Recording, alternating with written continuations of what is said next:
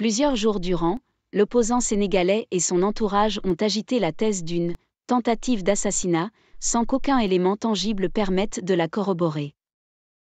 Un peu après 23 heures, ce 20 mars, revêtu d'un sweat à capuche gris qui lui donne un air adolescent, Ousmane Sonko est venu mettre un terme au suspense qui, 4 jours durant, aura tenu en haleine de nombreux Sénégalais. « Je me porte beaucoup mieux », a-t-il assuré depuis la clinique Summa Assistance, à Dakar, dans une vidéo retransmise en direct sur sa page Facebook et sur Jotna TV. Admis dans cette clinique privée proche de son domicile au terme d'une journée houleuse où il avait comparu tant bien que mal devant la justice dans le cadre du procès en diffamation l'opposant au ministre Mame Mbaye Niang, le président de Pastef Les Patriotes a donc mis un terme à la rumeur qui enflait depuis lors parmi ses partisans et jusqu'au sommet de son parti. Le 16 mars, en route vers le palais de justice, il aurait été aspergé par les forces de l'ordre d'un gaz mystérieux de nature à entraîner sa mort. Seule une évacuation urgente à l'étranger, assuraient encore ses proches quelques heures plus tôt, aurait été de nature à prévenir l'irréparable.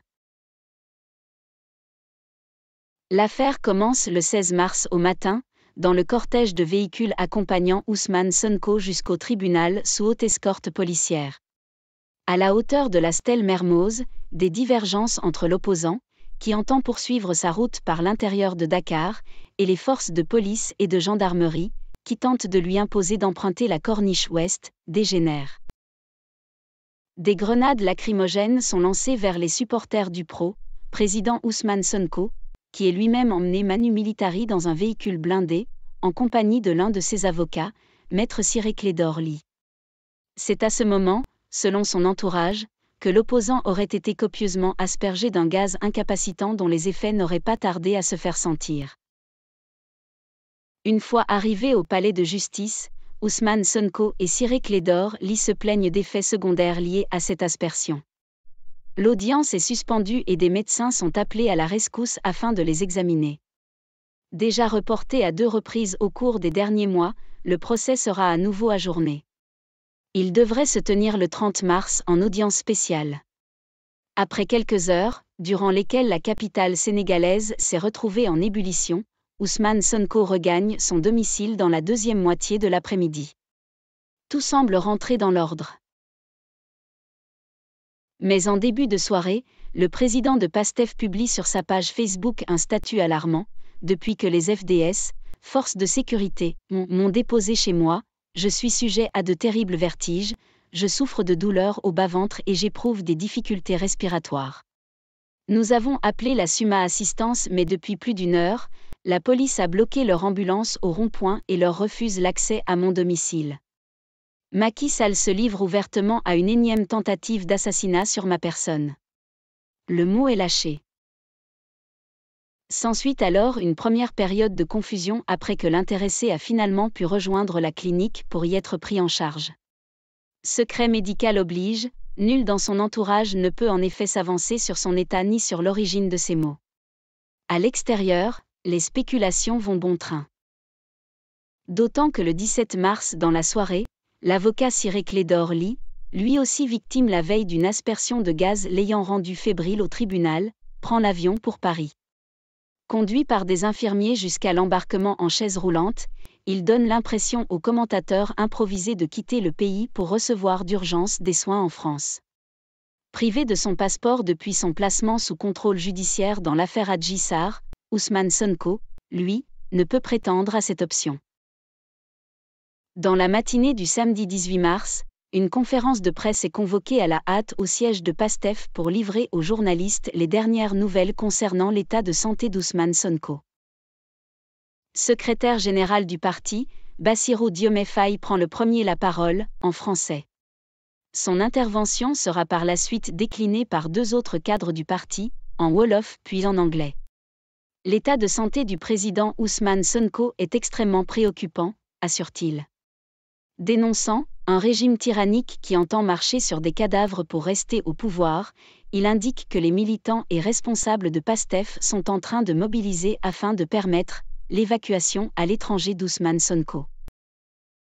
Dans le même élan, il annonce qu'instruction a été donnée au pool d'avocats de ce dernier de rédiger une plainte visant des faits constitutifs de tentative d'assassinat sur fond d'empoisonnement. Une demande de restitution du passeport de l'intéressé doit aussi être déposée incessamment auprès de la justice dakaroise. Interrogé par Jeune Afrique le 20 mars, Bassirou Diomaye Faye persiste et signe. Depuis 1 à 2 ans, on nous alerte sur des menaces d'empoisonnement visant le président Ousmane Sonko, assure ce proche collaborateur du candidat déclaré à la présidentielle de février 2024. Selon lui, le fait que l'ambulance de Summa Assistance ait été un temps empêchée d'accéder au domicile d'Ousmane Sonko plaide en faveur de sa théorie. Le 3 novembre dernier, en post-scriptum d'un statut Facebook intitulé « Encore Macky Provocation », il écrivait déjà « Nous sommes aussi au courant du projet d'empoisonnement du pro avec l'aide de services secrets extérieurs de 2 pays. » D'autres accusations du même type avaient par ailleurs été portées par Pastef depuis 2021. Pendant ce temps, du côté de la mouvance présidentielle, on se contente de rire sous cape, en privé, face à ce qui est perçu comme un stratagème voué à l'échec du turbulent opposant. Le 16 mars en fin de journée, lors d'une conférence de presse de la coalition Benno Bokk Yakaar, BBY, Fatoumata Niangba a d'ailleurs stigmatisé son attitude. Monsieur Ousmane Sonko et son parti ont subi un échec cuisant dans leur tentative d'entraver la marche normale de la justice. Ils viennent de donner la preuve que leur objectif de défier les institutions en permanence reste intact. Au cours des jours suivants, les ténors de la majorité s'abstiendront de se mêler à la controverse naissante entourant l'état de santé de leur adversaire. Cette affaire relève de la pure comédie, avec une division du travail entre Pastef et plusieurs protagonistes de la société civile, s'amuse une source à la présidence sénégalaise.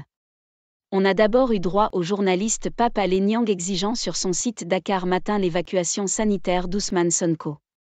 Puis c'est Alioune Tine, du think tank Afrikajom Center, qui est monté au front.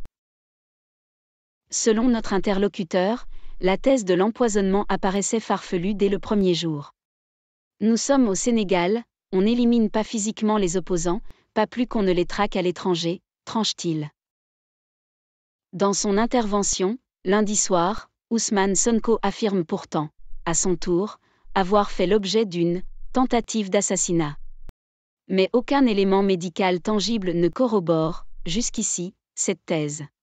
Des prélèvements ont d'ores et déjà été effectués et d'autres doivent encore l'être, indique Adji Bassirou Diomaye Faye, tout en précisant que lorsqu'il a pu rendre visite au président de Pastef, à la clinique, celui-ci semblait tenir des propos parfois incohérents.